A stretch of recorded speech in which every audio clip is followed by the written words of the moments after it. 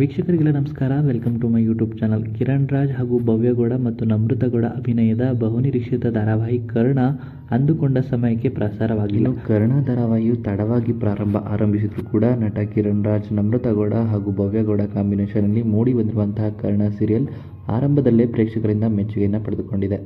ಇನ್ನು ಕಿರಣ್ ರಾಜ್ ಅವರು 2 ವರ್ಷಗಳ ಬಳಿಕ ಈ ಸೀರಿಯಲ್ಗೆ ಮರಳಿದ್ದು ಒಂದೇ ಧಾರಾವಾಹಿಯಲ್ಲಿ ನಮೃತ, ಭವ್ಯ ಇರುವುದು ಡಬಲ್ ಧಮಾಕ ಸಿಕ್ಕಿದಂತಾಗಿದೆ. ನಮೃತ ಅವರು ಬಿಗ್ ಬಾಸ್ನಲ್ಲಿ ಕೂಡ ಮಿಂಚಿ ಬಳಿಕ ಕರ್ಣ ಮೂಲಕ ಜೊತೆಯಾಗಿದ್ದಾರೆ. ಲೇಟ್ ಆದರೂ ಲೇಟೆಸ್ಟ್ ಎನ್ನುವಂತೆ ಈ ಧಾರಾವಾಹಿಗೆ ತಡವಾದರೂ ಪ್ರೇಕ್ಷಕರನ್ನು ಹಿಡಿದಿಟ್ಟುಕೊಂಡಿದೆ. ಇದರಲ್ಲಿ ಪ್ರಮುಖ ಪಾತ್ರದಲ್ಲಿರುವಂತಹ ನಮೃತ ಅವರು ಈ ಸೀರಿಯಲ್ ಒಪ್ಪಿಕೊಳ್ಳಲು ಅಚ್ಚರಿ ಕಾರಣವನ್ನು ರಿವೀಲ್ ಮಾಡಿದ್ದಾರೆ. ಇನ್ನು ಕರ್ಣ ಧಾರಾವಾಹಿಯಲ್ಲಿ ಕಿರಣ್ ರಾಜ್ ಮತ್ತು ಭವ್ಯಗೌಡ ಅವರು ಪ್ರಮುಖ ಪಾತ್ರಗಳಲ್ಲಿ ನಟಿಸ್ತಾ ಇದ್ದಾರೆ. ನಟಿ ನಮೃತಗೌಡ ಕೂಡ ನಿತ್ಯ ಪಾತ್ರದಲ್ಲಿ ಕಾಣಿಸಿಕೊಳ್ತಾ ಇದ್ದಾರೆ.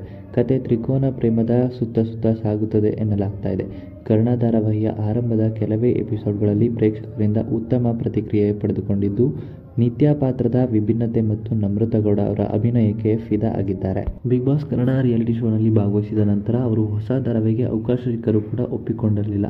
ಆದರೆ ಕರ್ಣ ಧಾರಾವಾಹಿಯ ಕತೆ ಮತ್ತು ನಿತ್ಯ ಪಾತ್ರದ ವಿಶಿಷ್ಟತೆ ಅವರಿಗೆ ಆಕರ್ಷಣೆ ಆಯಿತು ಎನ್ನಲಾಗಿದೆ. ನಮೃತ ಅವರಿಗೆ ಈ ಧಾರಾವಾಹಿಯ ಆಫರ್ 2 ವರ್ಷಗಳ ಹಿಂದೆ ಬಂದಿದ್ದರೂ ಕೂಡ ಧಾರಾವಾಹಿ ಆರಂಭವಾಗಲು ಸಮಯ ಹಿಡಿಯಿತು. ನಿತ್ಯ ಪಾತ್ರವು ಭಾವನೆಗಳನ್ನು ಹೊರಹಾಕದೆ ಪ್ರಾಕ್ಟಿಕಲ್ ಆಗಿ ಆಲೋಚಿಸುವ ವ್ಯಕ್ತಿತ್ವವನ್ನು ಹೊಂದಿದೆ. ಇದು ನಮೃತ ಅವರ ನಿಜ ಜೀವನದ ವ್ಯಕ್ತಿತ್ವಕ್ಕೂ ಹತ್ತಿರವಾಗಿದೆಯಂತೆ.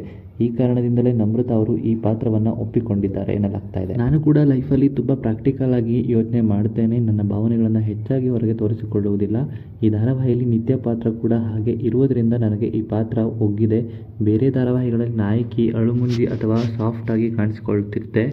ಆದರೆ ನಿತ್ಯ ಪಾತ್ರವು ತುಂಬ ಡಿಫ್ರೆಂಟ್ ಆಗಿದೆ. ಹೀಗಾಗಿ ಈ ಪಾತ್ರ ನನಗೆ ತುಂಬ ಇಷ್ಟವಾಯಿತು. ಕೊನೆಗೆ ಈ ಧಾರಾವಾಹಿಯಲ್ಲಿ ನಟಿಸಲು ಒಪ್ಪಿಕೊಂಡೆ ಎಂದು ರಿವೀಲ್ ಮಾಡಿದ್ದಾರೆ ನಮೃತ ಅವರು. ಇನ್ನು ಭವ್ಯಗೌಡ ಅವರೊಂದಿಗೆ ನಮೃತಗೌಡರ ಆನ್ ಸ್ಕ್ರೀನ್ ಕೆಮಿಸ್ಟ್ರಿ ಕೂಡ ಪ್ರೇಕ್ಷಕರಿಗೆ ಇಷ್ಟವಾಗ್ತಾ ಇದೆ. ಇಬ್ಬರು ಕೂಡ ಈ ಹಿಂದೆ ಒಂದೇ ನಿರ್ಮಾಣ ಸಂಸ್ಥೆಯಲ್ಲಿ ಕೆಲಸ ಮಾಡಿದ್ದರು. ಹೀಗಾಗಿ ಅವರಿಬ್ಬರ ನಡುವಿನ ಸ್ನೇಹ ಮತ್ತು ಬಾಂಡಿಂಗ್ ಧಾರಾವಾಹಿಯಲ್ಲಿ ಮುಂದುವರೆದಿದೆ.